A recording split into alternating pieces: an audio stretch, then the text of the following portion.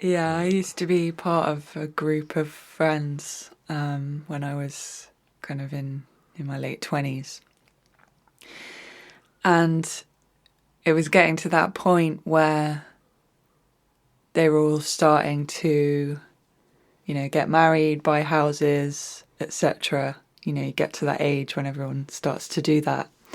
And I've always felt a bit kind of alienated by that, that whole thing that people do.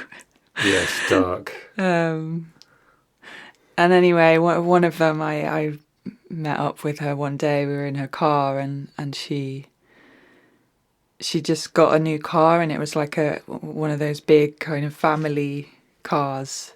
And I was like, "Oh, are you starting a family or something?" Kind of jokingly, because she'd never talked about like wanting to have children or anything. She just didn't really exude the energy of like, I want to have babies. She just wasn't the most like maternal person. And she was like, "Oh yeah, we're having babies. My partner is like going through a midlife crisis, and he thinks that maybe if we have a baby, that will make it better." It's horrible.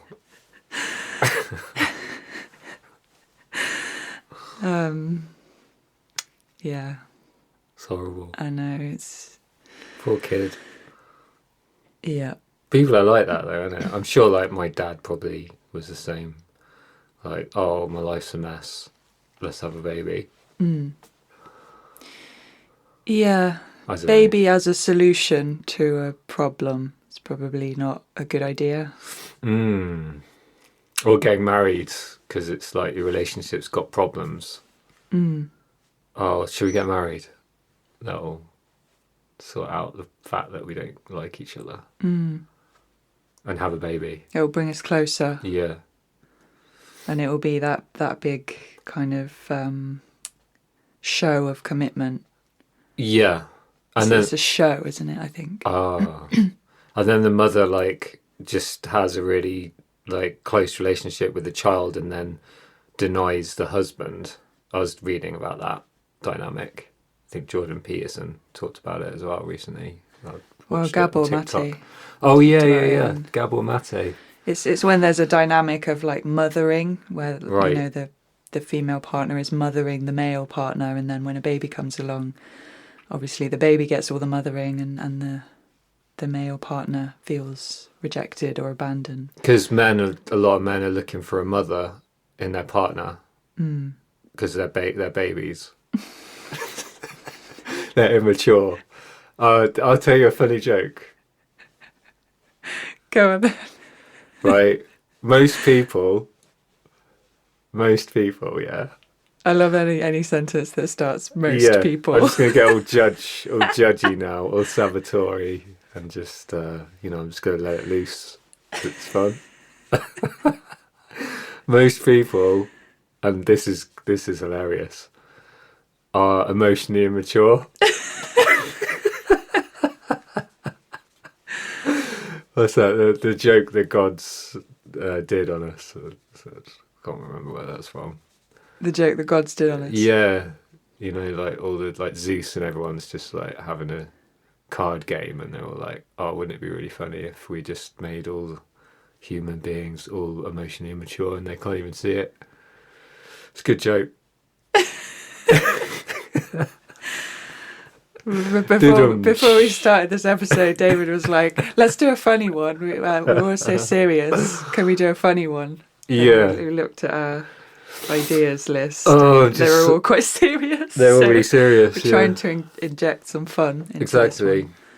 God, everything's so serious. And you just got a big serious blanket on all the time, having to sweat in it all the time. Life is just so serious. Doesn't Life have is to be sweat. serious sweat. Yeah, God. But yeah, it is just funny, isn't it? Funny, yeah. Yeah. People are funny. People are funny. You just have to accept it. But I got born. Yeah, so did So I. cheers, emotionally immature man. I.e. I don't know if you can even call him dad. This doesn't even make any sense. Sperm contributor. Nice one.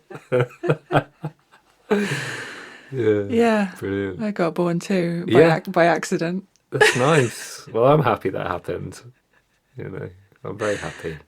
I got born because of my mum's lack of awareness of menstrual cycles. Oh, see? That's a good joke as well. And it, turned out so well. Yeah, I'm making up for that by learning everything I can about menstrual cycles Okay, and cool. vaginas. Yeah, great. Yeah, we need to talk about that more. Yeah, Just and generally. incorporating it into creativity. Yes, 'Cause creative vaginas.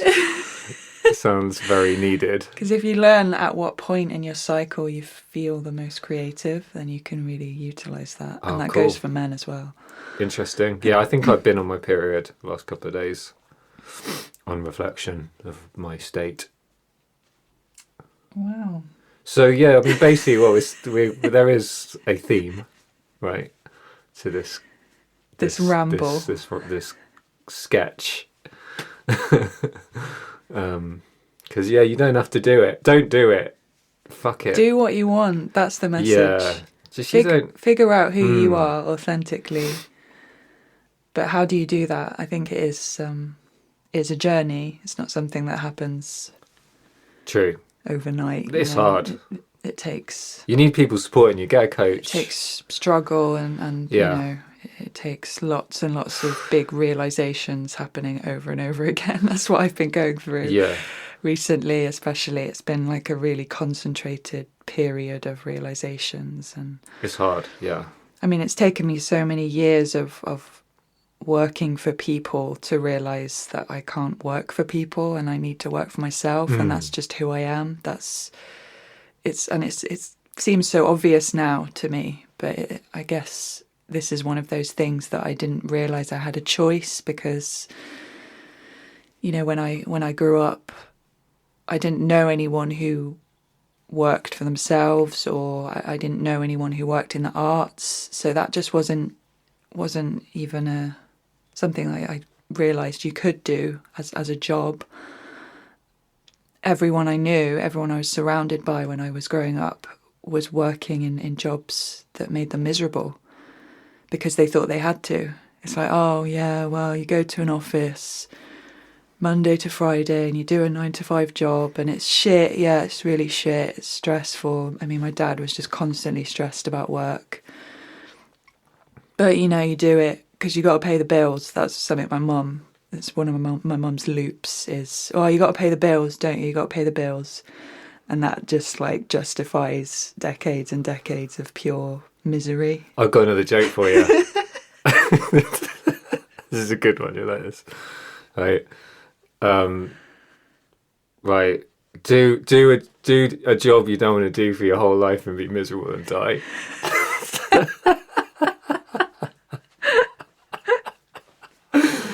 Yeah. Fucking hell. That's great. Die of cancer.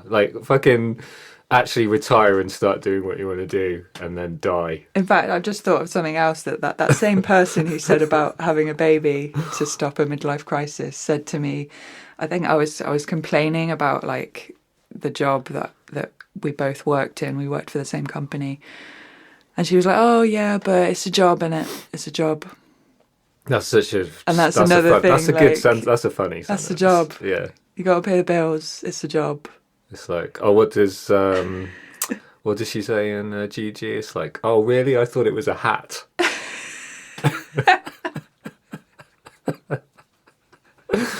think that's a joke only we will get. You get the gist of it. You have to be in our world to understand. Yeah, come and join our world. It's fun.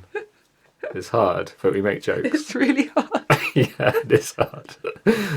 But what would you rather? Would you rather suffer and just do what people think, or you think people think that you should do for no reason, and just plop out a couple of children? or like just actually sort of find out who you are, and then just basically just leave society in a way because Well, I think one of the reasons that people don't do that is because they're worried about what people think. And it's like, right, validation. what the fuck are you doing kind of thing? When are you going to get married? When are you going to get a job? Yeah, yeah, All this yeah. pressure. Let's face it, it's families, one of our Families are the favourite problem. topics that we keep returning Yeah. to. Yeah. The And bullshit of exactly. family. No disrespect for anyone who has children, by the way. It's just Oh, yeah, I know that some people choose that path and they're perfectly yeah, happy on that path and it 100%. brings them joy and that is their authentic path. But I guess the problem is that we're all kind of made to believe that that's the only path that exists Yeah. and we don't have a choice.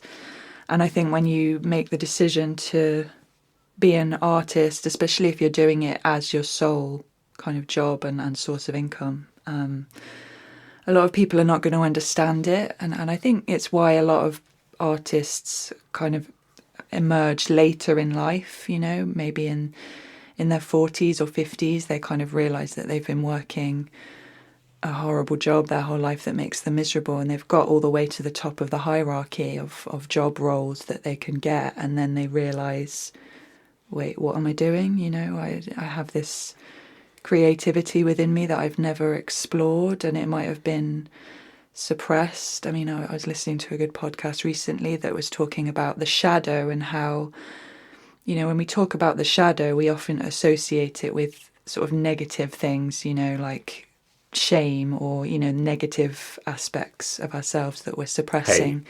Yeah, but it can also be things like creativity. People suppress their creativity and put it into their shadow because Very they true. don't feel empowered to explore it, and so it just lays there dormant, and it's kind of tragic that happens.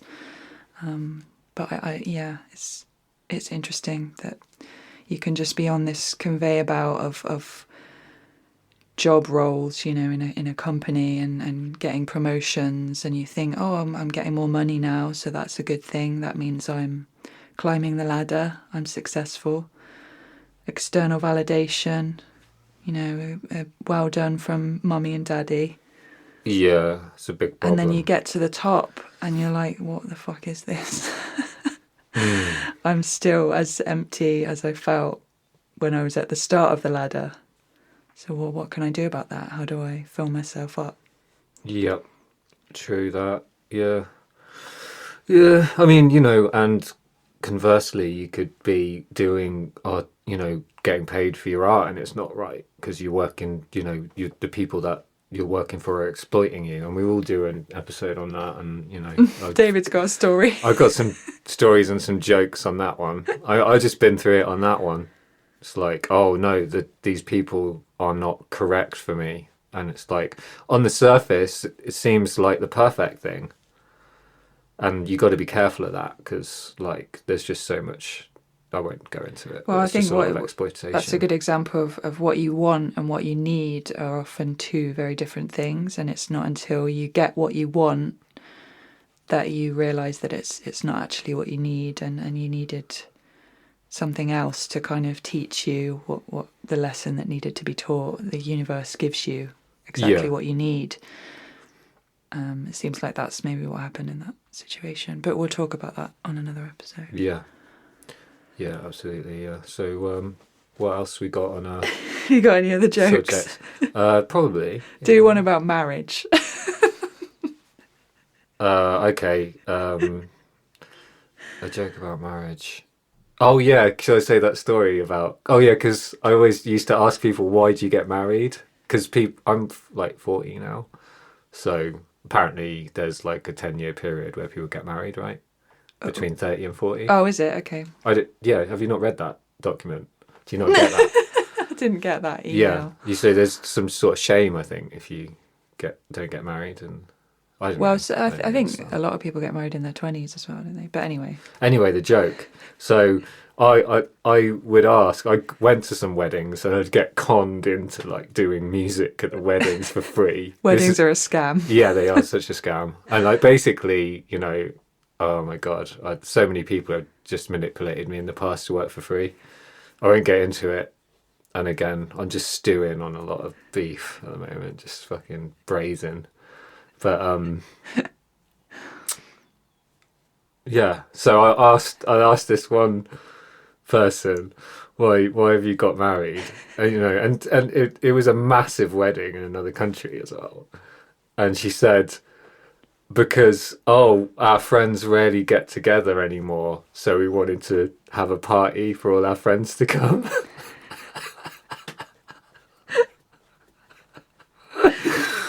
Great. Good one. You can have a baby so your friends can come and see it.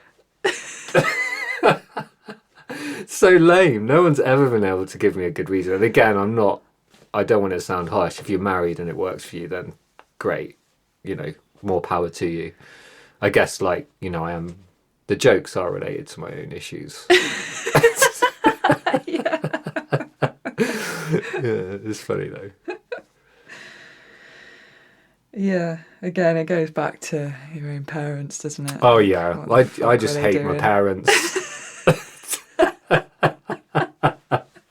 I'm just representing hatred for the family system. I'm fine with that for a bit, but also I love human beings.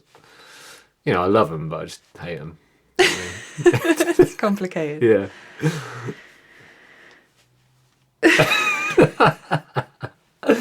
It's good, it's fun. It's a fun one today. Yeah, I think for me, marriage has, never been of interest to me personally. I think I went through a phase of it when I was maybe 11 years old or something. I remember we lived down the street from a wedding dress shop, and I'd walk past it and I would like the dresses, and I would think, I'd like to wear one of those dresses. They're so ugly though, aren't they? Those dresses. Yeah. Sort of burn them. That lasted maybe a year or so. Okay, yeah. Then You're under duress by society. Yeah, and if you're a girl, I don't know, you grow up with other girls' friendships. Oh, okay. And it's all like, what are you going to wear when you get married? And what's your husband going to be like? What kind of house are you going to live in? Right. The indoctrination. Yeah. Is that the right word? Yep. Starts from a very young age, doesn't it? True.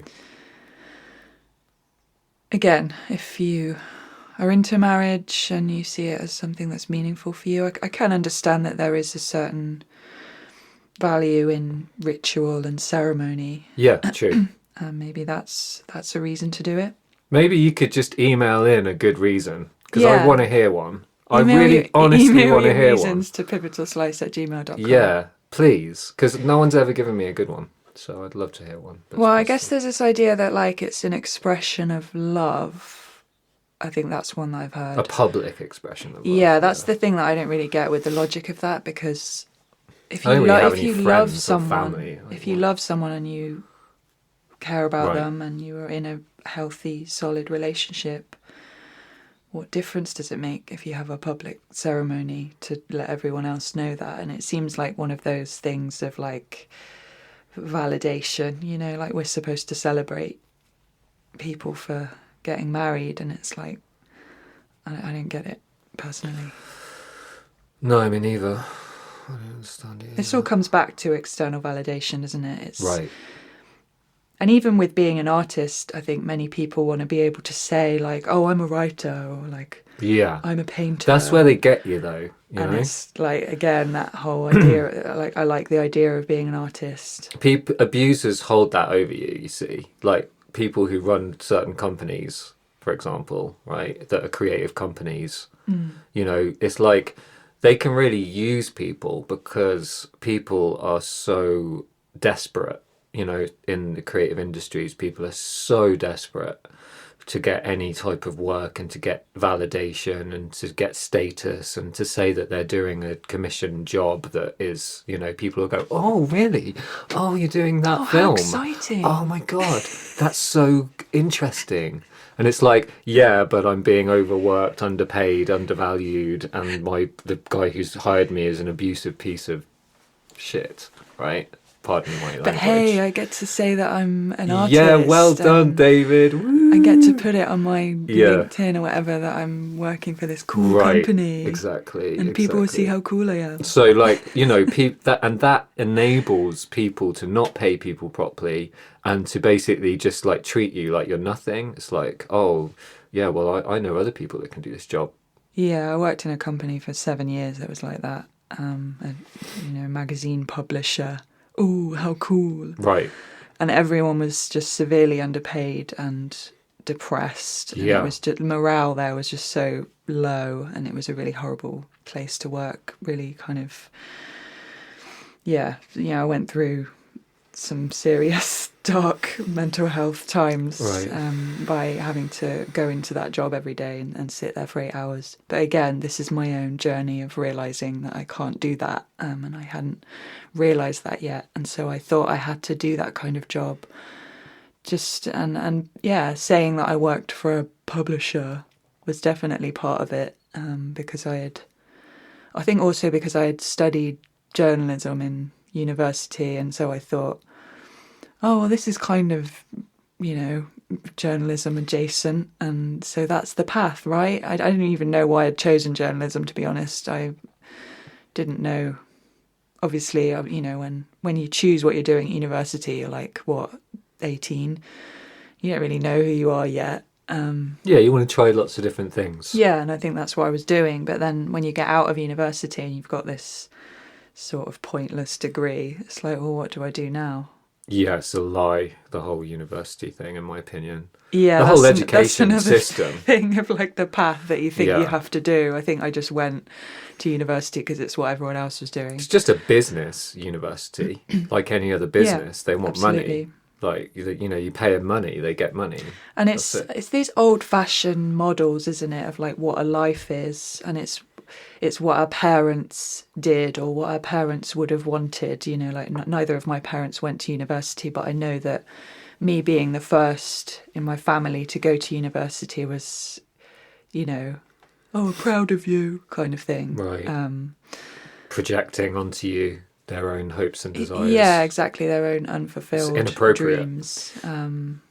But yeah, this whole idea of like we have to do what our parents did, we have to follow the same path, this path of buy a house, get married, have children, blah, blah, blah. Yeah. And it's like, your parents' era was a whole different time where going to university probably would get you a job when they were in their teens. Exactly. It's not like that now. And you could actually buy a house. You could buy a house fairly easily. Yeah. So like these things are obsolete now. I'm sorry, but just letting you know. I remember going to see my dad once and him being like, "Oh, so you're going to buy a house then? When are you going to buy a house?" Good one. What a great guy. Love that guy. Just like, do you have any comprehension of like what that is like now? It's just a sentence that has just been written down for him. Like he can handle speaking something on a page, It's just like, oh, put a sock in it. Put a sock in it. I do feel like there's more of a... I do think we're living in a time now where there is more... It is more normalised to choose an alternative path. And I guess that's the purpose of this episode, is just to advocate for alternative paths. And we want to be, representing that ourselves, that we're committed to finding out who we are authentically and choosing that path. And you don't want this, let me tell you. You just give it up, right? Just give it up. Go and do what mummy and daddy want you to do, because... this is too hard for you, let me tell you. No, I think, you got to do what you got to do. And, I'm just joking, but I'm not. Yeah, it might be that you're in a job right now, a 9-to-5 job, and you're just doing that to save up some money so that that will lead you to something that you want to do in the future. And no judgment here. No, absolutely not, although we sound totally judgy. We are sounding very judgy, and that's just sort of a fun thing. But yeah, we're doing it in a jokey It's a jokey way, yeah, because everyone's different and everyone's path is different, and there's no route that is one that one should take. It's just that your road is your road, and it's no one else's. So I would say don't let anyone tell you what your road is, because they don't know, and they probably don't know what their own road is if they're telling you what they think your road is. Because if they're saying what they think your road is, someone said to them what they thought their road was. So I think that's a telltale sign. You got to let people live their lives in the way that they intuitively feel, and there's no set path. So that's some advice that I would give. Just don't listen to other people. Like, they do not know. And the thing is, sometimes you might need to go down the wrong path a bit to realise that it's the wrong path. And I think that's something that happens to a lot of us. Definitely. You might be on the wrong path now and it feels wrong and it's wrong. And who knows what is right and what is wrong? Yeah. And you might need to be on that path for a bit to figure out. Definitely you do. To look for those signs from the universe of like, oh, well, what is it that I really want, deep down. Because once you experience what you don't want, then you know what you want. So you want to experience lots of what doesn't work for you. And I think, recently with this job offer, this commission offer, which it wasn't right. And I thought it was right, but it wasn't right. And going through the motion of it was very difficult and stressful. But it was kind of an amazing experience as well, because it gave me the realization that first of all, I didn't want it, even though it looks on paper like it's perfect. And then I realized as to the reasons why I didn't want it and that it's not right for me. And I sort of had a bit of an epiphany where I opened my mind to something that I didn't even see before. And it was kind of an amazing experience. Like I came away kind of amazed from the whole thing of like, wow, I can really see that now, and I didn't see it before, and the only way that I was able to see it was to go through it. So I think the experience of things is really important to inform you of what is correct for you and what is not, and you can just use your body for that. Your body it didn't align with your core values as well, and I think knowing what your values are is really important. So important. And I think it does take a little while to figure that stuff out, but once you've got those really solid, then it becomes a bit easier, I think, to figure out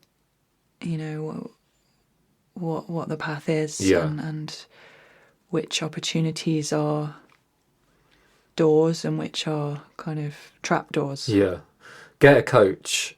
Honestly, it will change your life. And I think without me being supported by people in that professional environment of, really kind supporting me and being super curious as to, what I think and what I believe. And because we have all these ideas of what we think and we believe, and most of them are just put on us in childhood. And like, once you start examining, okay, what do I really think about this? What do I really believe about this? You start to see that what you thought isn't what you think, and it's actually something else. And there's a limit to what you can do on your own, but if you have a really good coach, that's really curious and open and empathetic and loving, you can get to finding out things together that can completely change the way that you see the world. And that's a way to become really authentic, is to say, what do I really think about this? What do I really believe about this? What about this is me, and what about this is not me? And the more that you can come to those kind of realizations, the quicker that you will be able to navigate yourself forward in whatever it is that you are doing. I think that's what sets coaching apart from therapy, or I know that therapy can be helpful as well for a lot of people, but I think with coaching it's that element of curiosity, like, let's explore together, where's the blockage, what's the authentic self, what's the ego, where are you stuck, why are you stuck, and how can we get you unstuck and move you forward, like that kind of level of curiosity. Whereas I think therapy is a bit more one-sided, where again these systems that we have, these hierarchies of the therapist knows everything and the client doesn't know anything, and the therapist is going to sort of tell them. Yeah, and coaching's a lot more like no one knows anything, and let's just explore and see and find out together. I think that's a really good way of like approaching things with any sort of situation with another human being. Is like, put aside what you think is true and explore, find out, ask questions, be curious, be open. And that can really serve you, I think, in any kind of communication relationship in life. They're positive connections.